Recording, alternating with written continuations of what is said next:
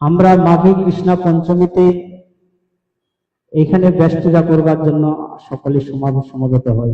প্রত্যেক বছরে বিশাল সমারোহে আমরা এখানে ব্যাস পূজা করবার জন্য আসি প্রত্যেক বছরে। আজকেও ব্যাস পূজা, তাহলে সেটা কি ব্যাস পূজা করতে এসে আবার আজকেও ব্যাস পূজা, 2 দিন ব্যাস পূজা বছরে। তো এগুলা বিষয়ে আমি দু একটি শুধু মহারাজের আদেশে দু একটি কথা বলবো।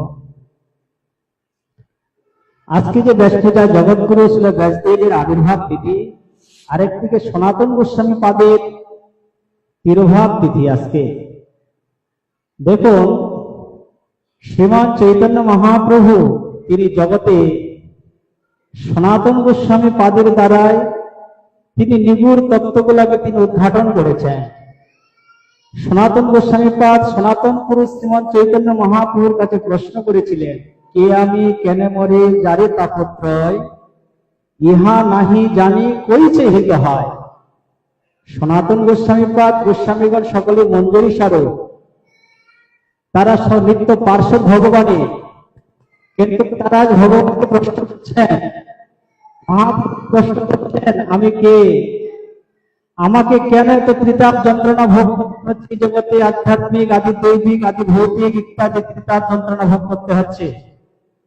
মহাপ্রভু কি বলেছেন, সনাতন তোমার কোন ত্রিতাপ নাই, তুমি সব তত্ত্ব জানো, তোমার নাহি তোমার কোন ত্রিতাপ, তথাপি দায়িত্ব লাগি পুছে সাধুর সভা, তোমার এই প্রশ্নটা জগতের জীবের জন্য, তোমার জন্য নয়। মহাপ্রভু বলেছেন ঠিক ব্যাসদেব তিনি যে আজ জগতে এসেছেন, ব্যাস মানে বিস্তার করেছেন, ভগবানের কথা জগতে বিস্তার করেছেন। ব্যাসদেব ভগবানের 6 প্রকার অবতার মহারাজ বলেছেন, শুনলেন। ভগবানের লীলা অবতার আছে, পুরুষ অবতার আছে, সপ্তাবেশ অবতার, মন্বন্তর অবতার, যুগ অবতার, গুণা অবতার, এরকম 6 প্রকার অবতার আছে। তার মধ্যে ব্যাসদেব তিনি ভগবানই, তিনি আজ ব্যাস রূপ ধারণ করে জগতে মায়ামুক্ত জীবগণকে কৃপা করবার জন্য তিনি এসেছেন। মায়ামুগ্ধ জীবের নাহি কৃষ্ণ স্মৃতি জ্ঞান, জীবের কৃপার লাগি করল কৃষ্ণ বই পুরাণ। এই মায়াবদ্ধ জীবগণ কি করে কৃষ্ণ উদ্ভব হবে, ভগবত ধামে কি করে যাবে, তার জন্য স্বয়ং ভগবানের তিনি সত্তাদেশ, শক্তিটা যার মধ্যে আবিষ্ট হয়েছে, প্রবেশ করেছে, ভগবানের শক্তিটাই ব্যাসদেবের মধ্যে প্রবেশ হয়েছে। সত্তাবিষ্ট সত্তাবেশ, যার মধ্যে শক্তিটা আবেশ হয়েছে ব্যাসদেবের মধ্যে। কি কেন আবেশ করেছেন, কেন সে সত্তাবেশ হয়েছে না, তিনি এই জগৎকে বেদকে বুঝানোর জন্য, বেদটাকে জগতে বিস্তার করার জন্য তিনি ব্যাস রূপ হয়েছেন। সর্বপ্রথম একটি বেদ ছিল, কিন্তু এই বেদকে বুঝতে পারবে না, বেদের তাৎপর্য অনুযায়ী তিনি ওই বেদগুলাকে 4 ভাগে বিভক্ত করেছেন, কিন্তু তাও জগতের লোক বুঝতে পারবে না বলে তিনি বেদ থেকে উপনিষদ সংকলন করেছেন। জগতের লোক তাও বুঝতে পারবে না, সেই জন্য তিনি উপনিষদ থেকে তিনি ব্রহ্মসূত্র লিখেছেন, কিন্তু এই ব্রহ্মসূত্র গুলোকেও বুঝতে পারবে না বই পণ্ডিতগণ ছাড়া। সেই জন্য তিনি কি করে ব্রহ্মসূত্রের ভাষ্য স্বরূপ শ্রীমদ ভাগবত তিনি রচনা করলেন। তিনি অনেক পুরাণ রচনা করলেন, উপপুরাণ রচনা করলেন। কেন করলেন? জগতের জন্য। তিনি 18টা পুরাণ, তিনি 17টা পুরাণ রচনা করেছেন। সর্বশেষে তিনি শ্রীমদ ভাগবত মহাপুরাণ, অমল পুরাণ তিনি রচনা করলেন জগতের জীবের জন্য। কেন বলছেন? এই শ্রীমদ ভাগবত তিনি জগৎকে দিয়েছেন, ভাগবতের স্বরূপের কথা বর্ণনা করেছেন। ধর্ম প্রজিত কৈতব মাত্র, ধর্ম প্রজিত কৈতবত্র পরম নির্মৎসরণাম সতাম, বেদং বাস্তব মাত্র বস্তু শিবদম তাপত্রয় উন্মূলনম। শ্রীমদ ভাগবতে মহামণি কৃতে কিংবা পরেশ্বর সত্য হৃদ অবরুদ্ধ অত্র পৃথিবী সুবিস্তৎসনাৎ। এই শ্লোকটাকে তিনি ভাগবতের স্বরূপের বর্ণনা করেছেন। ওই ভাগবত গ্রন্থ করার মধ্যে কি আছে? ধর্ম প্রজিত, প্রজিত মানে ছুঁড়ে ফেলে দিয়েছেন। কি ধর্ম? কৈতব ধর্ম, কপট ধর্ম। কপট ধর্ম কি? এই ধর্ম, অর্থ, কাম, মোক্ষ বাঞ্ছা যেগুলো থাকে, এই জগতের মানুষ কি 4টা চতুর্বর্গ নিয়ে ব্যস্ত থাকে সকলে। ধর্ম, অর্থ, কাম, মোক্ষ, এইগুলা নিয়ে সকলে ব্যস্ত থাকে। কিন্তু ব্যাসদেব তিনি ভাগবত রচনা করলেন, যে তিনি এই সমস্ত ছুঁড়ে ফেলে দিয়ে তিনি পরম ধর্ম শ্রেষ্ঠ ধর্মের কথা তিনি বেদের যে বাস্তব তত্ত্বটি সেটা তিনি সেখানে স্থাপন করলেন। যা যা আস্বাদন করলে, যা শ্রবণ করলে, যা পালন করলে তাপত্রেণ মূলনম। তাই সেই ব্যাসদেব তিনি এই সমস্ত জগতে বিস্তার করেছেন। তাই ভগবান তিনি মায়ামুগ্ধ জীবের জন্য আমাদের কাছে তিনি ব্যাস ধারণ করে এসেছেন। আর এই ব্যাসের কার্যটি সম্পাদন করেছেন আমাদের ভক্তি সিদ্ধান্ত সরস্বতী ঠাকুর প্রভুপাদ। তিনি ব্যাসের আসনে তিনি উপবেশন করেছেন। তিনি ব্যাসদেবের আসনটাতে বসে তিনি ব্যাসদেবের কার্যগুলোকে তিনি জগতে তিনি সম্পাদন করেছেন। সমস্ত জীবের, সমস্ত প্রত্যেকটা জীবের দ্বারে দ্বারে গিয়ে তিনি এই সমস্ত তিনি উদ্ঘাটন করেছেন। সেজন্য আজকে সেই ব্যাসদেব তিনি জগৎগুরু, তিনি গুরুরূপে তিনি এসেছেন।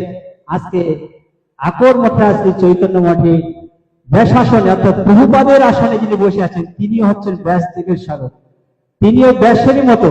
তাই আমরা যদি তার পূজা করি তাহলে ব্যাসের পূজা করা হবে। আপনারা দেখলেন আমি এসে মালা পরিয়েছি। কেন মালা পরিয়েছি? কারণ আমি জানি যে এখানে মালা পরাতে হবে। তাই যেখান থেকে ব্যাসের আসনে উপবেশন করে সমস্ত জীবকে ব্যাসের কার্যটি যিনি সম্পাদন করছেন, তাই সেজন্য প্রভুপাদ তিনি ব্যাসের কার্যটি সম্পাদন করেছেন বলে ব্যাস পূজা বলিয়া প্রভুপাদের পূজাকে আমরা আখ্যায়িত করেছেন।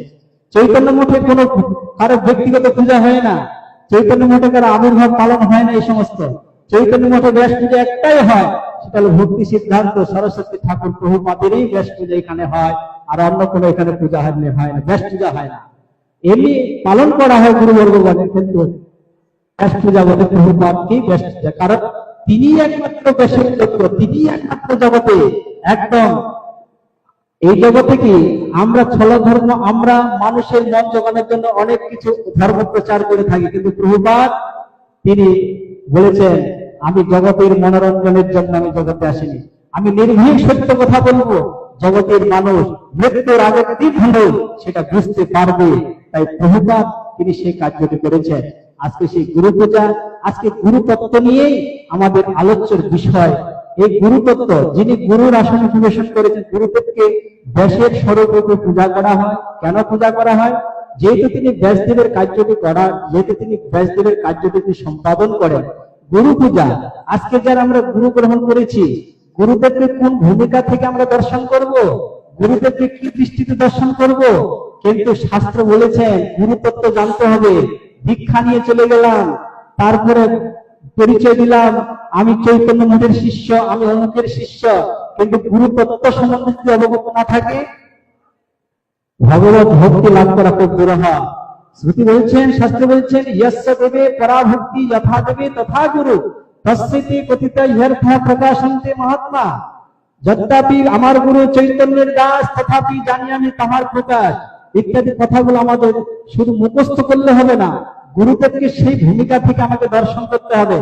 আপনার গান্ধার্বিকাকে ধারীর উপরে অনেক ভক্তি, অনেক শ্রদ্ধা, কিন্তু গুরুর উপরে আপনার একটু ন্যূনতম শ্রদ্ধা, একটু কম শ্রদ্ধা আছে না। আপনি ভগবত ভক্তি লাভ করতে পারবেন না, আপনি সেই জায়গাটাতে পৌঁছাতে পারবেন না।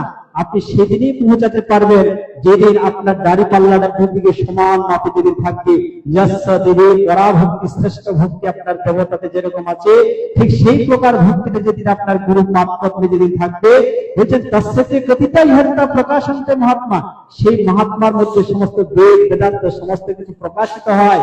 সেই জন্য গুরু পাদপদ্মে যা রহে নিষ্ঠা ভক্তি, ব্রহ্মাণ্ড তারিতে সে ধরে মহাশক্তি।